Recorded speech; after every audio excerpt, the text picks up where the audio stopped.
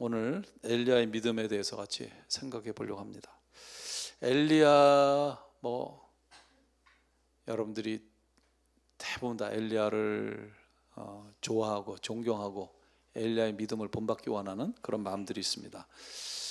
엘리야는 구약을 대표하는 인물입니다. 왜냐하면 예수님께서 변화산에서 호련히 흰옷으로 또 빛이 나는 모습으로 변화됐을 때에 좌우에 두 사람이 나타났어요.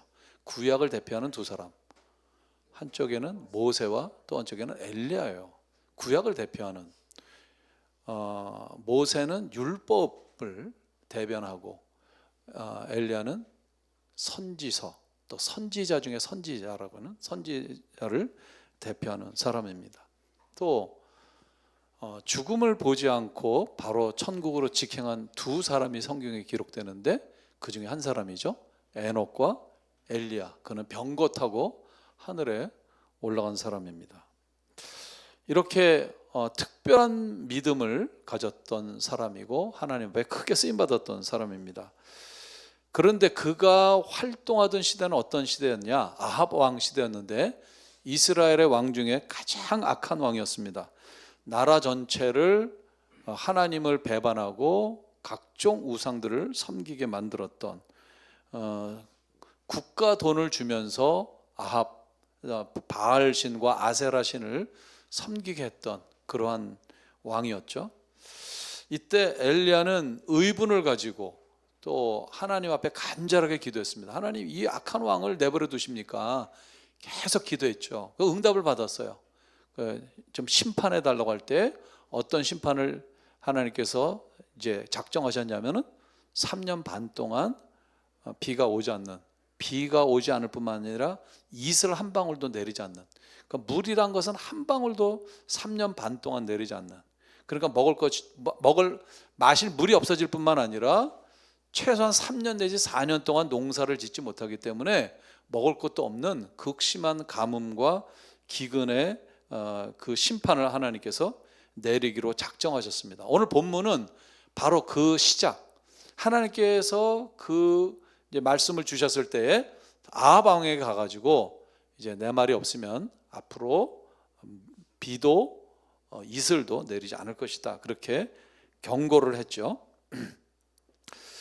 오늘 본문에서 우리는 엘리야의 믿음을 볼 수가 있습니다. 한마디로 엘리야의 믿음은 무엇이냐?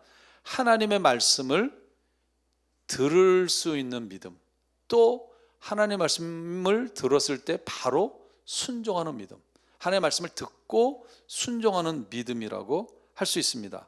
2절 말씀, 성경 말씀 비춰주시겠어요? 2절 말씀을 같이 읽겠습니다. 여호와의 말씀이 엘리야에게 임하여 이르시되, 여호와의 말씀이 엘리야에게 임했다. 하나님의 말씀이 엘리야에게 들렸습니다. 8절에 보면은 또 똑같은 말씀이 반복되는데 뒤에 가서 또 보겠습니다. 여호와의 말씀이 엘리야에게 임하여 이르시되, 두 번 반복이 됩니다. 다시 앞을 보여주실까요? 2절 앞에를 보여주시면은 여호와의 말씀이 엘리야에게 임하여 이르시되 하면서 세 가지를 하나님께서 엘리야에게 말씀하십니다. 첫 번째는 너는 여기서 떠나 요단 앞 그리시나가에 가서 숨어라. 아합이 굉장히 패역한 왕이죠. 나중에 이제 뒤에 가면은 이 가뭄이 극심해지니까 이게 엘리야 때문이다 해가지고 엘리야를 잡아서 죽이려고 모든 군사들을 풀어서 이스라엘 전역을 샅샅이 뒤졌던 그런 내용들이 나오게 됩니다. 그렇기 때문에 그것을 아시기 때문에 하나님께서는 하나님의 종 엘리야를 보호하십니다. 숨기십니다. 너는 여기서 떠나 그릿 시냇가에 가서 숨어라.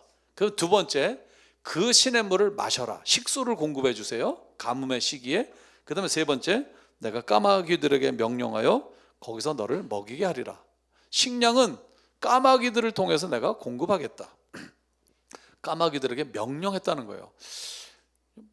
여러분들 이해가 됩니까? 비둘기가 와서 여러분들 먹이를 주고 까마귀가 와서. 제가 아는 한 성경에 창세기부터 이 열왕기상까지 오면서 이런 기적은 한 번도 없어요. 새나 동물들이 하나님의 종을 먹이기 위해서 먹을 것을 매일 갖다 주는 거는 없었어요.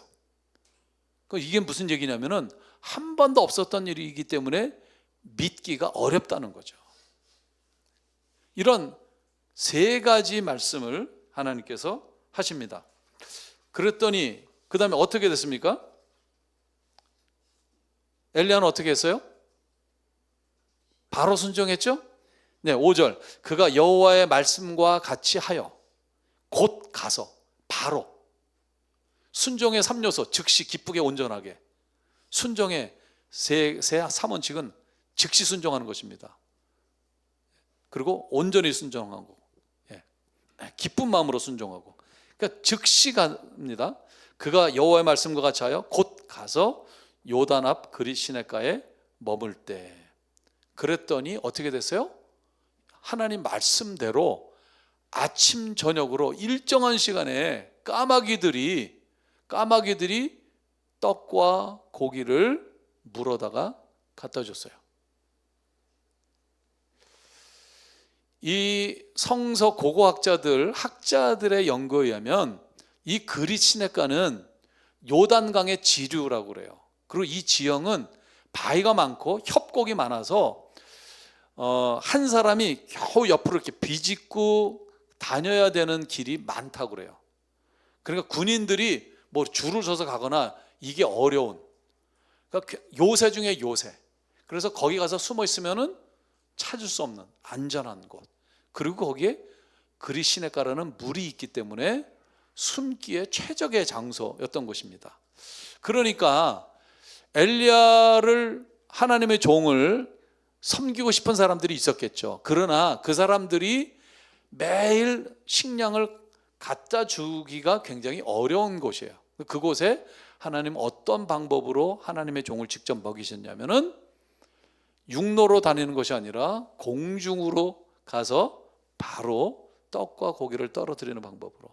우리가 배달의 민족이잖아요. 배달하면 우리 한국 사람 아니고 배달의 민족인데, 이 지금 앞으로 곧 드론이 상용화된다 그러잖아요. 드론 배달. 드론 배달의 원조가 어디냐면 바로 이 까마귀. 까마귀들을 하나님께서 통해서 위에서 떨어뜨려 가지고 먹이는 방식으로 했습니다. 그렇게 했는데 조금 시간이 지나서 그릿 시냇가가 이제 말랐습니다. 왜요? 비도 안 내리고 이슬도 안 내리니까 이제 작은 시내니까 말랐습니다. 학자들은 이게 한 6개월 정도, 그릿 시냇가로 추정되는 물의 양을 볼 때 한 6개월 정도였을 것이다 라고 그렇게 생각을 합니다. 그래서 더 이상 있을 수가 없잖아요. 마실 물이 없으니까. 그때 두 번째 하나님의 말씀이 임합니다. 똑같은 말씀이죠. 8절. 여호와의 말씀이 엘리야에게 임하여 이르시되. 여호와의 말씀이 임하여 이르시되. 이거 여러분들 주목할 필요가 있어요. 우리가 하나님의 음성을 늘 들어야 됩니다. 영적으로 민감해야 돼요. 영적으로 깨어 있어야 돼요. 성령 충만해야 돼요. 그래서 늘 하나님의 말씀을 들어야 합니다. 아주 분명하게 하나님의 말씀이 들려왔습니다. 9절 말씀이죠. 너는 일어나 시돈에 속한 사르밧으로 가서 거기 머물라. 항상 그릿 시냇가로 가라 하면서 장소, 어디로 가라 하는 장소를 분명하게 말씀하시죠. 그 다음에 내가 어떻게 먹이겠다 합니다. 이번에는 내가 그곳 과부에게 명령하여 내게 음식을 주게 하였다. 까마귀에게 명령하였다. 과부에게 명령을 하였다. 그렇게 말씀을 하십니다. 근데 여러분들 이 이스라엘 지도를 보시면 이 시돈과 두로가 성경에 항상 같이 나와요. 시돈은 어디냐면은 지중해 해안 도시입니다. 그러니까 이방 나라예요. 그 당시에도 이스라엘이 아니었어요. 그 시돈이라는 나라였습니다. 시돈 땅으로 가라. 이것은 뭐냐면 다른 나라로 가라. 이스라엘 안에 있으면 위험하니까 아예 안전하게 더 먼 곳으로 하나님께서 보내십니다. 시돈 땅으로 보내십니다. 지금의 어디냐면 레바논이에요. 그러니까 이 과부는 이스라엘 여인이 아니라 레바논 사람입니다. 레바논 과부예요. 그곳으로 가라는 거예요. 그곳에 한 과부로 하여금 음식을 공급하라고 명령하셨다. 이 하나님의 음성을 들었을 때 엘리야는 어떻게 했어요? 처음처럼 바로 순종을 했습니다. 10절이죠. 그가 일어나 사르밧으로 갔습니다. 아무 질문도 않고 의문도 않고 뭐 그 사람 인상착의는 어떻습니까? 뭐 몇 시쯤에 가면 만날 수 있습니까? 물어보지도 않아요. 그냥 하나님께서 말씀하셨으니까 순종하고 갑니다. 가서 사르밧에 이르렀더니 그 성문에 나뭇가지를 줍는 여인을 봅니다. 과부는 특별한 복장 상태가 있었죠, 그 당시에. 그래서 알 수가 있었어요. 그리고 이 여인은 또 엘리야를 바로 하나님의 종임을 알 수가 있었어요. 왜냐하면 그 복장이 선지자의 특별한 복장이 있었기 때문에. 가서 이 여인을 만납니다. 만나서 물을 달라고 하죠. 물을 달라고 하고 물을 가지러 가니까 나한테 떡을 한 조각 갖다 달라, 그렇게 얘기합니다. 그런데 이 과부는 어떤 과부였어요? 돈 많은 과부가 아니었어요. 너무나 불쌍하고 가난한 사람이었어요. 아들 하나, 외아들 하나 보면서 소망을 걸고 살고 있는 사람이었어요.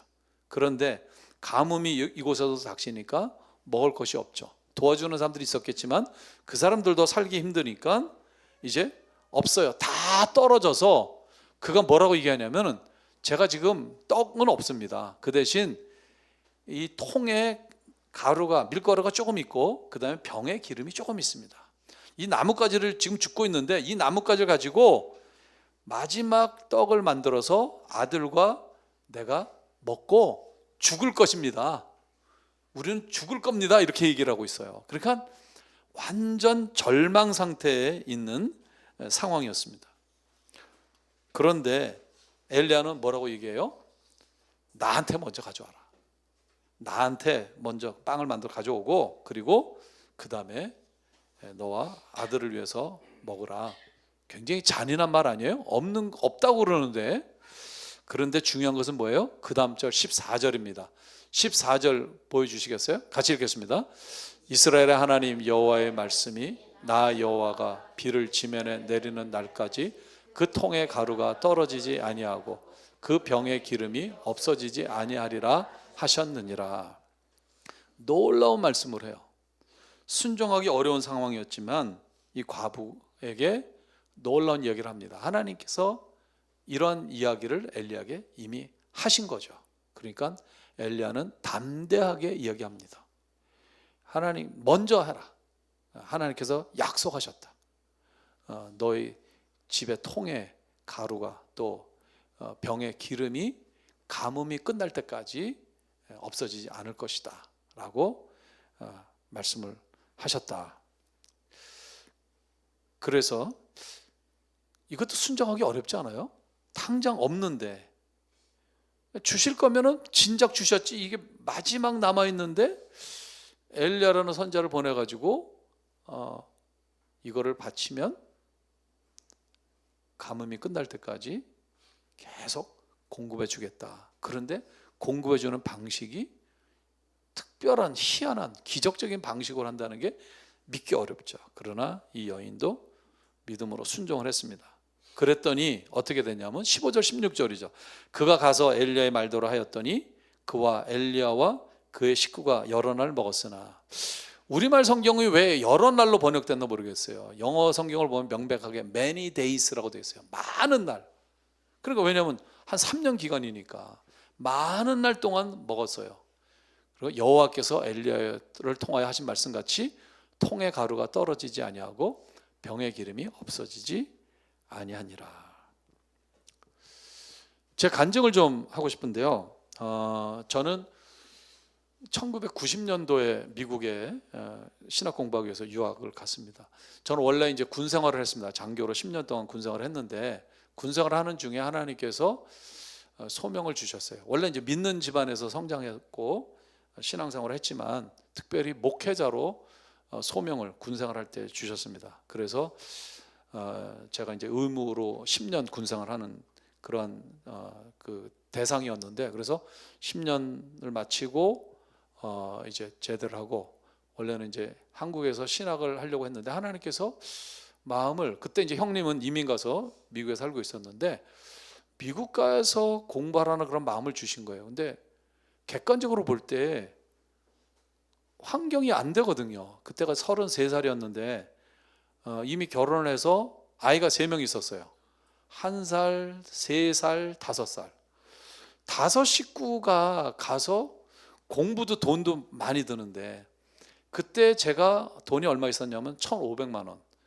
37년, 한 40년 전인데 돈을 대충 계산하면 그게 지금 한 5천만 원 정도 돼요. 지금도 큰 돈 아니에요.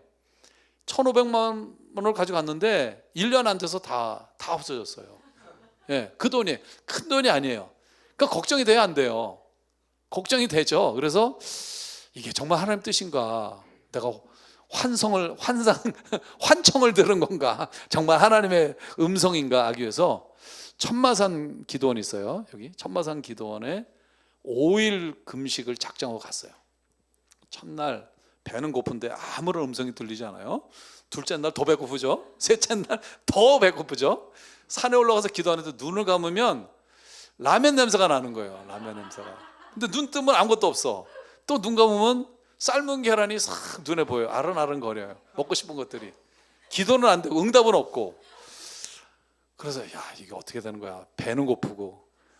처음으로 이렇게 길게 금식하는데 3일 금식은 그 전에 해본 적이 있었는데, 야, 이건 내가 괜히 3일만 할 걸 5일 너무 길게 잡은 거 아닌가? 그래서 4일째 하나님께서 응답을 주시는 거예요. 너무나 분명하게. 너무 기뻤어요. 그래서 막 눈물 흘리면서 하나님 앞에 감사 기도를 드렸어요.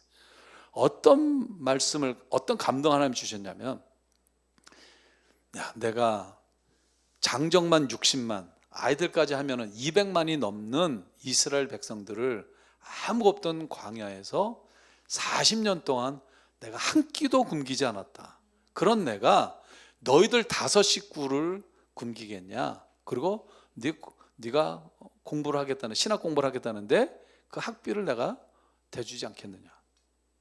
가라. 너무너무 기뻤어요.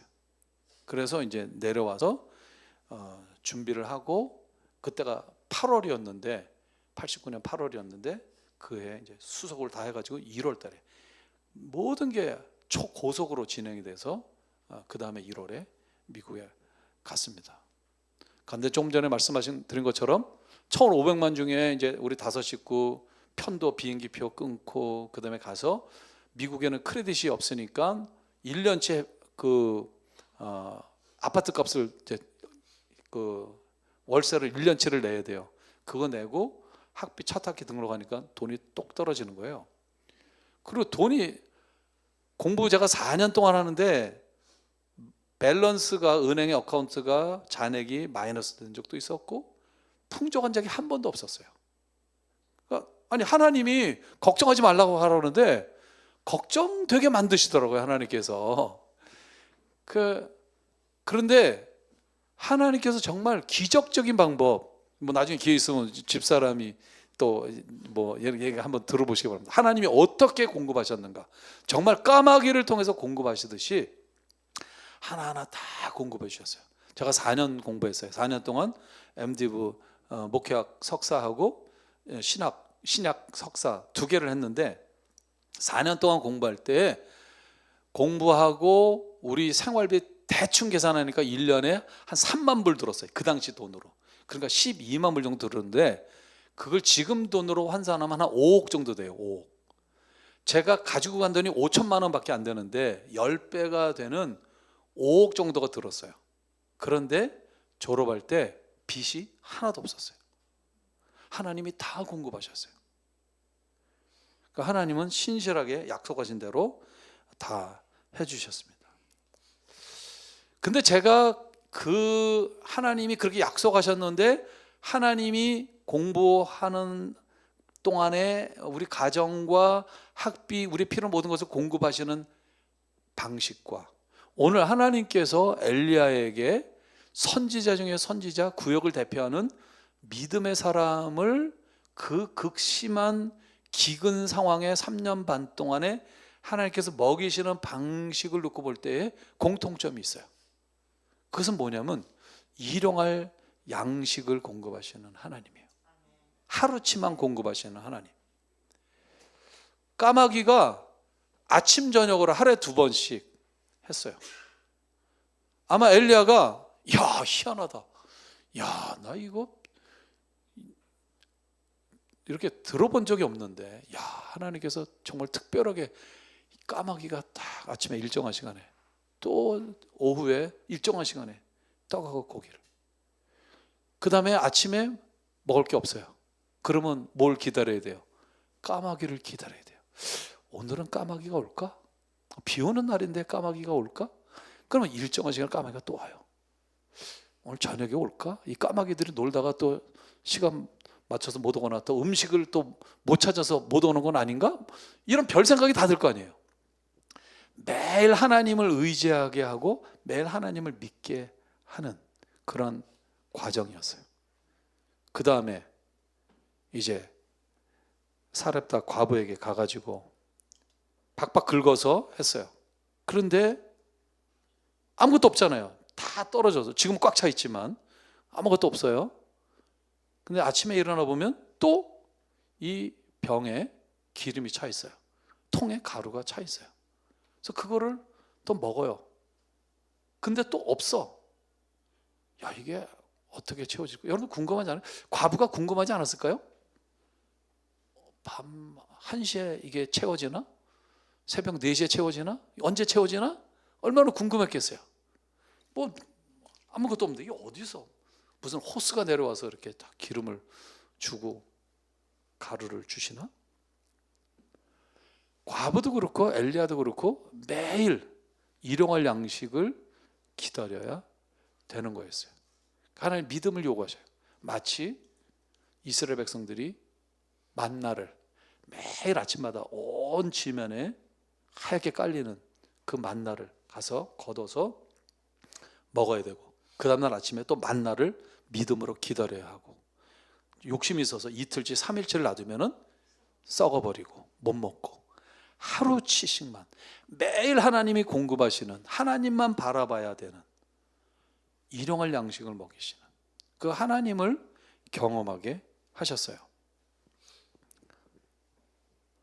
주기도문도 마찬가지죠. 오늘날 우리에게 일용할 양식을 주옵시고, 너희는 이렇게 기도하라 하는데 예수님이 그렇게 가르쳐 주셨어요. 하나님 주실 때 한 1년치 10년치를 한꺼번에 주세요. 그게 아니에요. Give us our daily bread today. Our daily bread. daily. 일용할 하루치 식량만 주세요. 그렇게 기도하라고 예수님께서 우리에게 가르쳐 주셨어요. 이게 비밀이거든요. 만나 훈련을 40년 동안 이스라엘 백성들이 시켰어요. 하나님만 의지하는 훈련. 우리의 목자는 하나님이시다. 하나님이 우리의 필요를 공급하신다 하는 거죠. 그래서 저는 그런 생각이 들었어요. 아니 하나님도 얼마나 피곤하실까. 그냥 결과적으로 볼 때 4년치 그 5억을 다 공급해 주셨는데 왜 이렇게 찔끔찔끔 주셨을까? 그냥 한꺼번에 내 은행 어카운트에 5억을 딱 넣어주시면 하나님도 편하고 나도 걱정 안 하고 누이 좋고 매부 좋고 서로 좋은데 왜 하나님이 그렇게 안 하셨을까? 아니 결과적으로 하나님께서 엘리야를 위해서 그 과부 집에 3년 동안 매일 공급을 하셨는데 하나님도 피곤하시지 그렇게 하지 않고 3년치 밀가루 한 100가마 또 이 기름 또 100통 그거를 엘리야가 갈 때 딱 도착해서 하나님께서 다 공급하실 거야. 그러면 창고에 엄청나게 쌓아놓으면은 어깨에 힘도 들어가고 엘리야가 그리고 과부도 편하고 서로 좋았을 거 아니에요. 근데 왜 하나님이 그렇게 안 하셨을까요? 왜 매일 찔끔씩 찔끔게 줬을까요? 오늘 이 본문을 유명한 신학자가 이렇게 주석을 했어요. 우리 인간은 하나님께서 많은 것을 공급하시면 그 공급하신 분, 영어로 프로바이더를 의존하는 것이 아니라 그분이 공급하신 공급물, 프로비전을 의존을 한다. 실제로 그래요. 어려울 때 열심히 헌신하고 기도하고 하나님의 축복에서 큰 재산을 벌었어요. 하나님 주셨어요. 물질적인 축복을 줬어요. 거의 대부분 시험에 드는 거예요. 교만에 빠지는 거예요. 그 물질 때문에 넘어지는 거예요. 하나님을 떠나는 거예요. 너무나 많은 케이스. 그게 우리 인간의 본성이에요. 인간의 속성이에요. 하나님이 그렇게 공급을 하시면 그 공급자 대신 하나님을 더 바라보고 의지하는 것이 아니라 쌓여있는 공급물, 프로비전을 의지하게 돼 있어요. 정말 그래요. 여러분들 우리나라의 재벌들 보세요. 재벌들 중에 믿음 좋은 사람 봤어요? 없어요. 거의 없어요. 미국 마찬가지죠. 미국도 뭐 크리스찬들이 많기 때문에 크리스찬이라고 하지만 정말 하나님을 의지하는 그 부자 재벌들은 별로 없어요. 거의 없어요. 왜냐하면 그게 물질의 속성이에요. 돈이라는 속성, 돈은 교만하게 만들어요. 돈은 힘이 있기 때문에 내가 돈에 힘이 많으면 그것을 행사하고 싶어 해요. 그것을 과시하고 싶어 해요. 자랑하고 싶어 해요. 좋은 자동차를 타고 다니고 큰 멋진 집에 살고 뭔가를 좀 보여주고 싶어요. 과시하고 싶어요. 그 인간의 본능이에요. 그래서 하나님을 떠나는 거예요. 우리는 하나님 없이 살 수 없는 존재들인데 하나님께서 축복하셔서 물질을 공급하시면 그게 걸림돌이 되는 거예요. 하나님을 떠나게 만듭니다. 그래서 하나님은 우리에게 일용할 양식을 구하라고 하셨고, 자족하는 일용할 양식으로 충분하고, 또 일용할 양식을 구하고, 그 다음날 일용할 양식을 구하고, 하나님의 공급하심, 하나님의 도우심을 철저하게 의지하는 삶을 살도록 우리에게 요구하십니다. 바로 엘리야가 오늘 본문에서 하루씩 살아갔던 그 본을 보여주는 거예요. 가장 어려운 시기였었죠. 엘리야의 인생에 있어서도 이스라엘 전체에 있어서도 가장 어려웠던 시기예요. 왜요? 물 한 방울, 이슬 한 방울 내리지 않는, 그게 3년 반이나 계속됐어요. 그곳에서 살아남기 위해서 어떻게 해야 합니까? 하나님이 절대적으로 필요한 상황에서 하나님만 바라보는, 하나님이 기적적인 방법으로, 까마귀를 통해서 기적적인 방법으로 하나님이 직접 공급하시는 그 기름과 그 밀가루를 매일매일 먹으면서 하나님만 바라보는, 하나님만 의지하는 믿음이란 무엇이냐? 믿음이란 이렇게 사는 것이다 하는 것을 우리에게 보여준 것입니다. 예수님께서 나는 생명의 떡이다 그런 얘기했죠. 근데 오늘 본문에서 일관되게 반복되는 중요한 단어가 있어요. 그것은 떡이라는 단어예요. 떡. 그런데 우리말로는 떡으로 번역되어 있지만 이게 뭐예요? 빵이에요. 빵. 이게 옛날에 우리나라 초창기 때 번역을 할 때 우리나라에 빵이란 게 존재하지 않았어요. 그래서 선교사님들이 이것을 번역할 때 빵으로 번역하면 사람들이 아무도 이해를 못하니까 그게 뭔데? 그러니까 떡으로 번역한 거예요.